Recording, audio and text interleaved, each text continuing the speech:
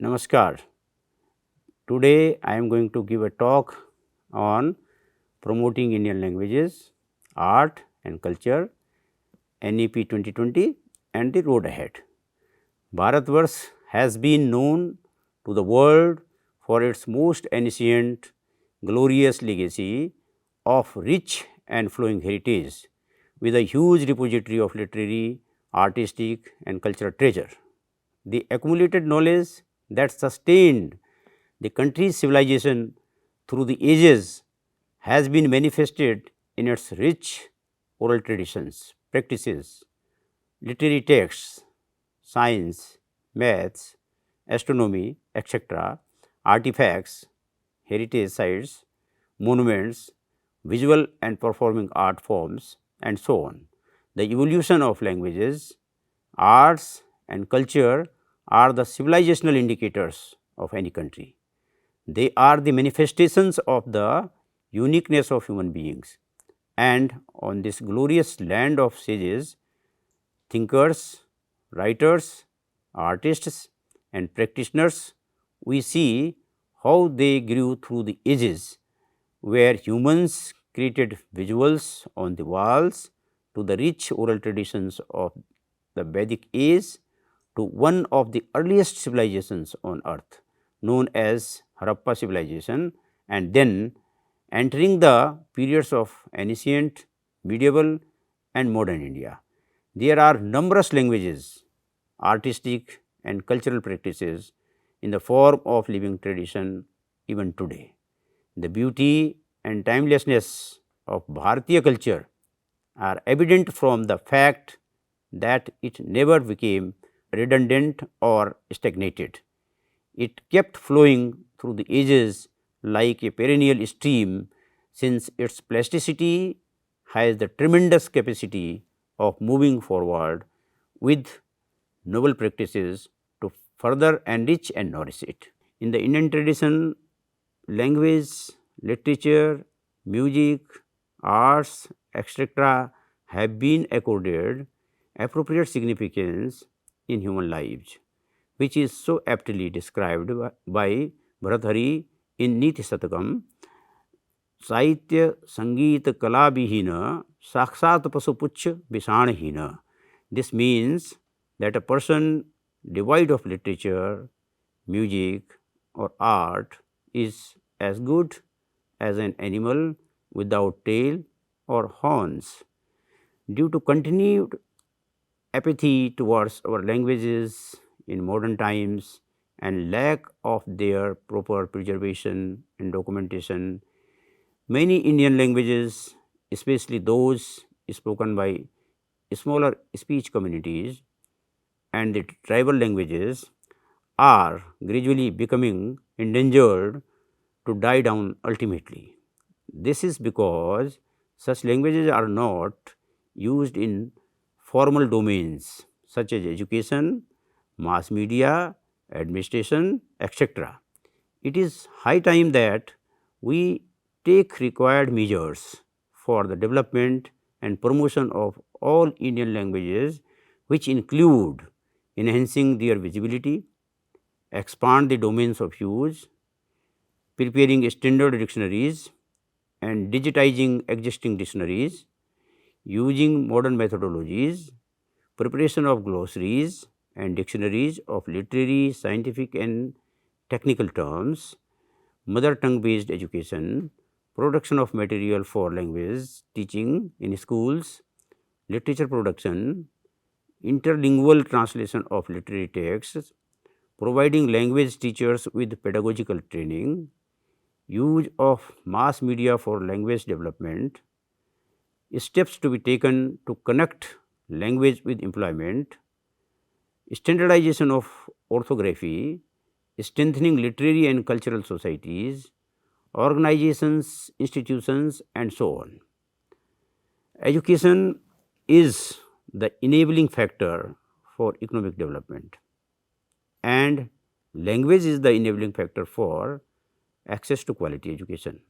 The rich heritage of ancient India, Indian knowledge, has been a guiding polar star for the National Education Policy 2020, while the promotion of arts and culture as well as integration of knowledge of India in all stages of education from the ECCE onwards is what the policy envisages.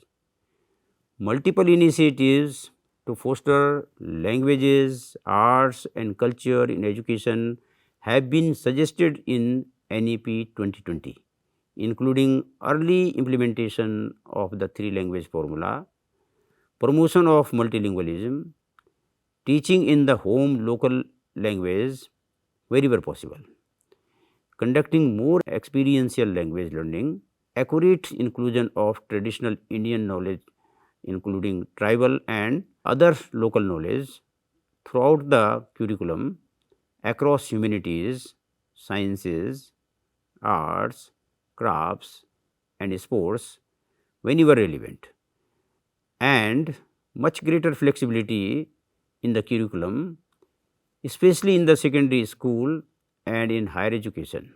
So that student can have the ideal choice of courses to move forward on their own creative, artistic, cultural and academic paths. There is an urgent need for various institutions, especially the language institutions, the NCRT, the SCRTs, the DIETs, state departments of education, etc., to make coordinated efforts and work in synergy in order to implement these measures. As of now, we need to create a congenial environment for the teaching and learning of Indian languages across the country. The stakeholders, students in particular should realize that their future lies in learning Indian languages and learning in and through Indian languages, in addition to an improvement in students' employability and employment opportunities. Addressing the issue of mother tongue as one of the vital means to promote literacy, particularly during the foundational and primary years of schooling. The Ministry of Education has launched a mission, Nipun Bharat. It is said that not being rooted in one's own language does not lead to progress. मातृभाषां परित्यज्य ये अन्य भाषामुपासते तत्र यन्ति हिते यत्र सूर्यो न भासते. When it comes to the higher education sector, in particular, most of the Indian languages are not offered as the medium of instruction. Also, many languages are not offered even as a subject. A few of the HEIs have already taken the lead to introduce certain courses in Indian languages and others are planning to offer such courses. Higher education institutions should allow students to learn several Indian languages as per their preferences in line with the provision of NEP 2020. Learning of Sanskrit and other classical languages of India also needs to be promoted so that the Indian knowledge system may be integrated into the mainstream scholarship. Knowledge of classical languages is also essential to empower researchers to access primary materials in all domains of knowledge. The languages of Bharat are not mere means of communication, but are the Jivan Darshan of this land, the fountainhead of thought and culture of Indian civilization, and have been the vehicle of Indian knowledge system since times immemorial. Apart from the immeasurable treasure of ancient texts in all domains of knowledge, the rich tribal knowledge and practices of the various tribes of India are also intrinsically linked to our tribal languages. HEIs should promote the documentation, preservation and learning of these languages in the best possible manner so that the wealth of knowledge in such languages is not lost and serve as a repository for our future generations. The NCERT has taken numerous initiatives in language learning in the spirit of NEP 2020, including the development of 4 national curriculum frameworks and textual material in at least 4 languages, which Sanskrit, Hindi, Urdu and English. We at NCERT have initiated a unique program called Bhasha Sangam under Ek Bharat, Shrestha Bharat, which includes the development of 100 sentences in the 22 scheduled languages with audio and video embedded with Indian Sign Language. The sentences are accompanied by their translation in Devanagari script, Hindi translation in Roman script, and English for learners and parents to get familiarized with the languages of India and use them. We have also undertaken the development of online courses to learn the 22 Indian languages, which will be available for learners in the year 2023. Another pillar of soft power that India possesses is the rich heritage of various art forms, artifacts, paintings, sculptures, monuments, crafts and performing arts of music, dance, drama, etc. That is why there is an emphasis on integration of arts and culture in the school curriculum in NEP 2020. It states that there will be a growing demand for humanities and arts as India moves towards becoming a developed country, as well as among the 3 largest economies in the world. It endorses that curriculum for school education must include basic arts, crafts, humanities, games, sports and fitness, languages, literature, culture and values in addition to science and mathematics to develop all aspects and capabilities of learners and make education more well-rounded, useful and fulfilling for the learner. Awareness of this rich heritage enhances the cognitive and creative abilities of individuals.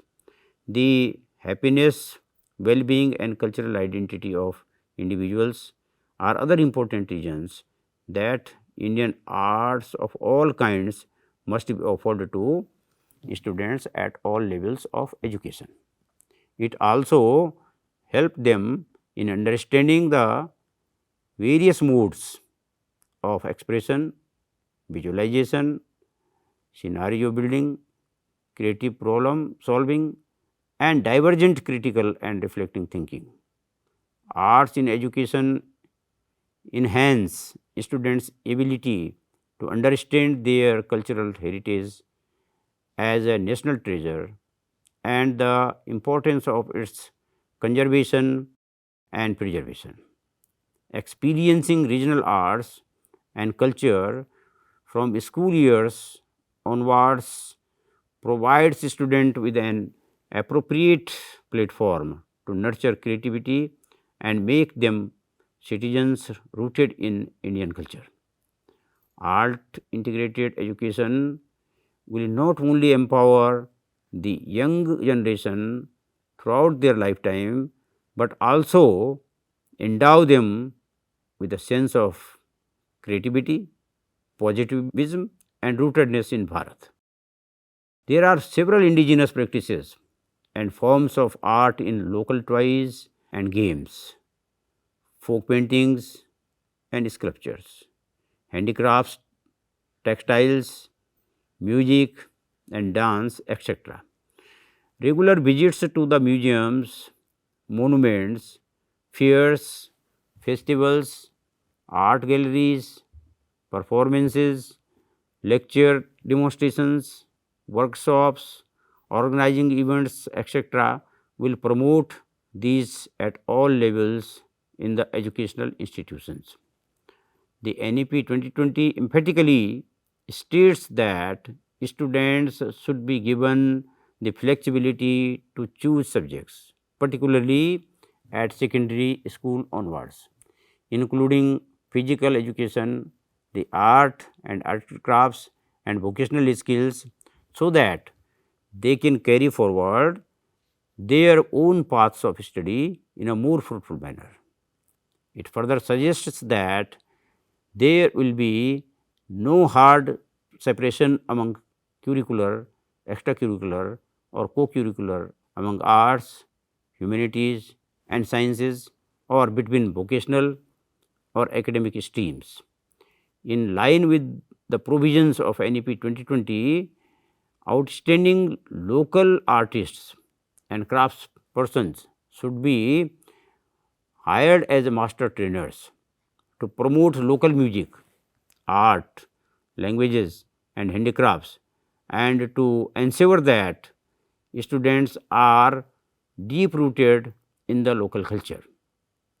Every HEI and even every school or school complex should aim to have artists in residence to expose students to art, creativity and the rich treasures of the region and the nation.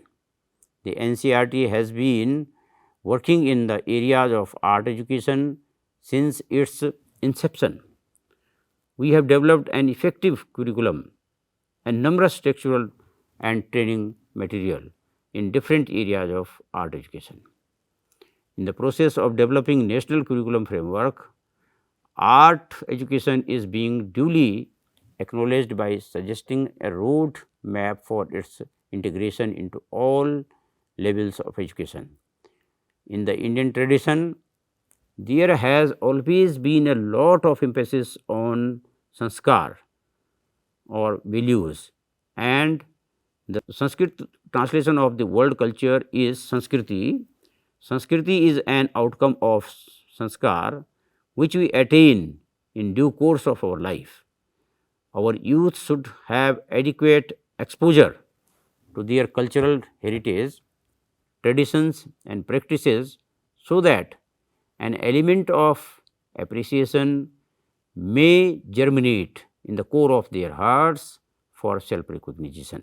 Culture and education go side by side in school education. The aim is clearly articulated as connecting curricular knowledge to life outside, which should also be true for all stages and types of education. Ek Bharat Shresth Bharat is an initiative in this direction, with the objectives to celebrate unity in the diversity of our nation and strengthen the fabric of traditionally existing emotional bonds between the people of our country and promote the spirit of national integration through a deep and structured engagement between all the states and union territories to showcase the rich heritage and culture, customs and traditions, for enabling people to understand and appreciate the diversity that is India, thus fostering a sense of common identity and unity.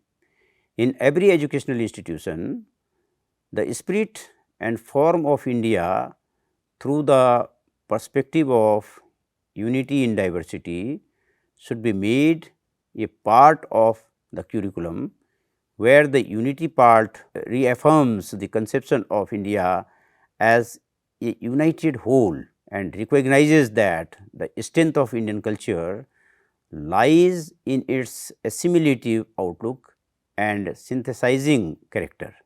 In Bharatiya context, the cultural identity is a source of everlasting unity and rich diversity, which is its cultural strength. This concept of unity in India is not a modern one or a new one. It is an inherent one and has been existing from the very beginning. Awakening of our rich cultural heritage, lost for almost 1,000 years, is essential to inculcate a sense of self-esteem and pride to be a citizen of Bharata and its civilization. Thus, we see how it is of utmost importance that the youth of today are connected to the glorious culture of our nation through a holistic introduction to the linguistic diversity and rich cultural heritage of Bharata in the curricula. The knowledge of Bharatiya arts and culture should not be limited to the education of the students, but should become a part and parcel of their lives and vocations. Each one of our youth should become an ambassador of our Indian culture. The teachers of this country have a large role to play by becoming bridge between our rich culture and the future generations. Let us together work in this direction and pave our students path for holistic development of their personalities and transform them into citizens rooted in Bharatiya values. Thank you.